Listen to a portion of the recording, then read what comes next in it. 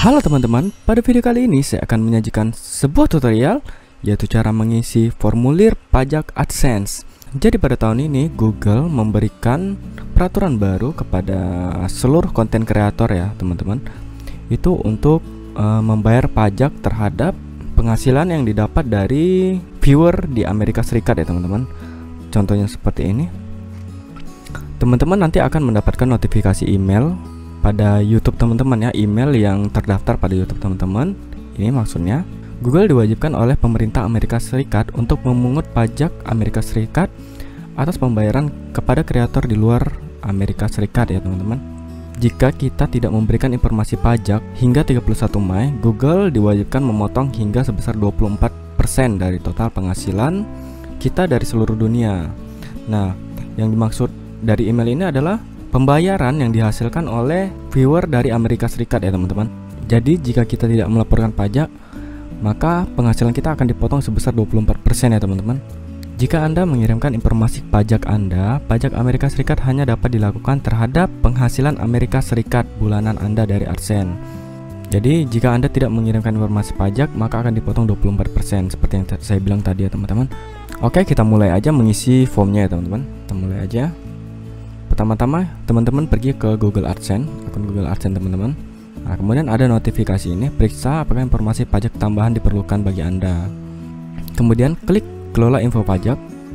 Nah, kemudian klik tambahkan info pajak.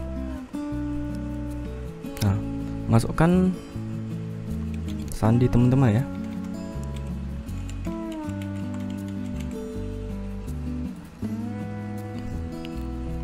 Kita harus menjawab beberapa pertanyaan ya teman-teman untuk memberikan informasi pajak kita. Nah, apakah akun Anda itu perorangan atau bisnis gitu? Atau non individu? Kalau akun saya perorangan. Kemudian klik berikutnya. Nah, apakah Anda warga negara atau penduduk Amerika Serikat? Tidak ya teman-teman, jika teman-teman bukan penduduk Amerika Serikat. Nah, pilih jenis formulir pajak W8 berdasarkan jawaban yang telah dipilih sebelumnya.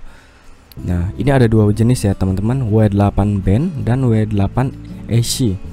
Formulir ini paling sering digunakan oleh individu non-AS dan juga akan digunakan untuk mengklaim manfaat perjanjian pajak. Nah, formulir ini paling sering digunakan oleh entitas bisnis atau individu non-AS ya. Berarti ini cocoknya untuk pebisnis ya teman-teman, terkait perdagangan atau bisnis AS. Nah, karena kita perorangan, karena saya perorangan, saya pilih ini. Mulai formulir W8 Band. Nah, isi ya teman-teman identitas pajaknya, negara pengguna,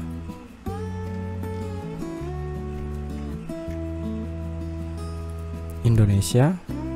Nah, ini nomor identifikasi wajib pajak TIN adalah nomor pemrosesan pajak yang diwajibkan oleh IRS untuk beberapa formulir pajak ya teman-teman. Untuk TIN asing, jangan sertakan identifikasi pribadi asing lainnya, seperti nomor registrasi penduduk Korea ya teman-teman. Jika mengklaim perjanjian, Anda wajib mencantumkan TIN asing. Nah, TIN ini adalah nomor pajak ya teman-teman, nomor pajak yang diwajibkan di Amerika Serikat ya teman-teman. Nah, ini dia. Teman-teman bisa baca ya selengkapnya di sini. Nah, tapi kalau untuk di Indonesia kita menggunakan NPWP ya, nomor pokok wajib pajak. Jadi ngisinya di sini ya teman-teman. Masukkan aja nomor NPWP teman-teman. Oke, kemudian klik berikutnya ya teman-teman. Oke, ya teman-teman, asal negara Indonesia.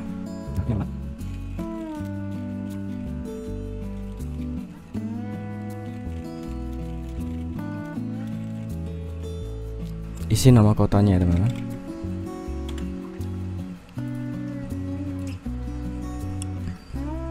Isi nama provinsinya.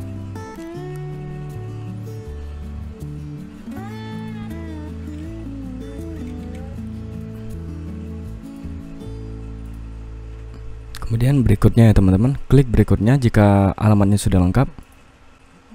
Apakah Anda mengklaim tarif pemotongan atau pemungutan pajak yang lebih rendah berdasarkan perjanjian pajak? Jika teman-teman bukan warga Amerika Serikat, klik tidak. Kemudian klik berikutnya.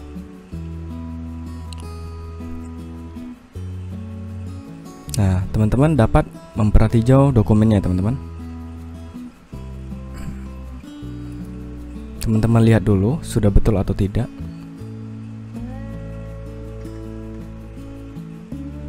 Ini teman-teman bisa save ya, teman-teman, bisa simpan.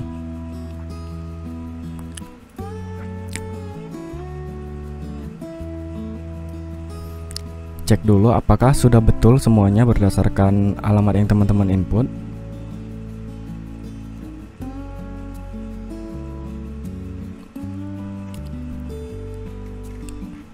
Oke, jika sudah, klik saya menyatakan bahwa saya sudah meninjau dokumen pajak yang dibuat dengan benar dan lengkap ya, teman-teman. Kemudian klik berikutnya. Ini teman-teman baca semuanya ya, teman-teman. Ini seperti perjanjian persetujuan ya. Di sini isi nama lengkap teman-teman. Klik ya. Kemudian klik berikutnya. Klik tidak ya, teman-teman. Nah, saya menyatakan bahwa layanan yang diberi kepada Google atau afiliasinya akan dijalankan sepenuhnya di luar AS karena kita tidak tinggal di AS ya, teman-teman.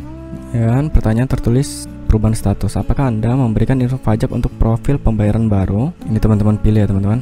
Nah, karena saya belum pernah menerima pembayaran, jadi klik ini ya, teman-teman. Kemudian jika sudah dicentang semua, klik kirim ya, teman-teman. Nah, jika sudah disetujui semua, maka ia akan muncul di sini ya, teman-teman. Formulir W8B atau info pajak Amerika Serikat sudah disetujui. Di sini ada pemotongan pajaknya 30% semuanya ya, teman-teman.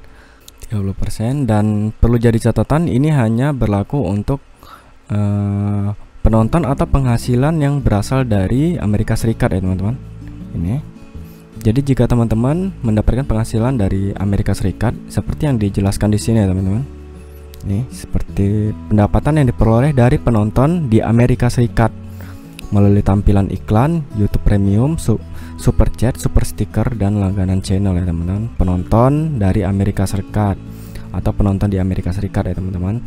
Kalau penonton di luar Amerika Serikat itu tidak terkena pajak ya, teman-teman.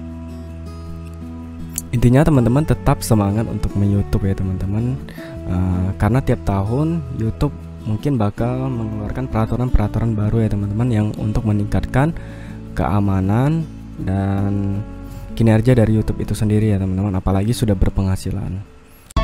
Oke, baiklah, cukup sekian tutorial dari saya kali ini. Jika ada pertanyaan, teman-teman dapat menanyakannya di kolom komentar. Jangan lupa subscribe untuk tutorial-tutorial selanjutnya, like jika teman-teman menyukai video ini, dan share kepada teman-teman yang lain. Semoga bermanfaat, tetap semangat, sampai jumpa kembali.